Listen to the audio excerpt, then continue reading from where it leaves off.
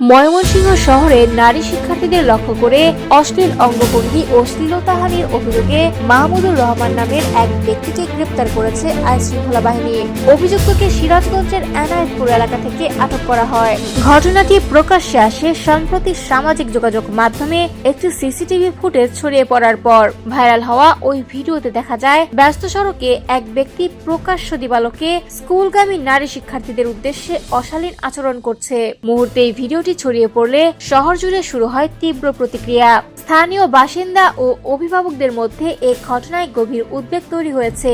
তারা বলছেন, দিনের আলোতে ব্যস্ত রাস্তায় এমন ঘটনা শুধু নিন্দনীয় নয়, বরং নগরের নিরাপত্তা ব্যবস্থার দুর্বলতা স্পষ্ট করে।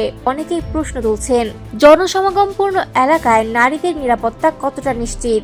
স্থানীয় সূত্রে জানা গেছে, অভিযুক্ত মাহমুদুর রহমান ময়মনসিংহের একটি বেসরকারি প্রতিষ্ঠানে কর্মরত ছিলেন। ভিডিও ভাইরাল হওয়ার পর সামাজিক মাধ্যমে ব্যাপক সমালোচনা ও জনচাপ সৃষ্টি হলে আইনশৃঙ্খলা বাহিনী দ্রুত তদন্ত শুরু করে। পরে তথ্য প্রযুক্তির সহায়তায় তাকে শনাক্ত করে সিরাজগঞ্জের এনায়েতপুর এলাকায় অভিযান চালিয়ে গ্রেপ্তার করা হয়। এদিকে নগরবাসী এই ঘটনায় দৃষ্টান্তমূলক শাস্তির দাবি জানিয়েছেন। তাদের মতে, শুধু মুচলেকা বা সাময়িক ব্যবস্থা নয়, কঠোর আইন প্রয়োগের মাধ্যমে এমন অপরাধের পুনরাবৃত্তি রোধ করতে হবে।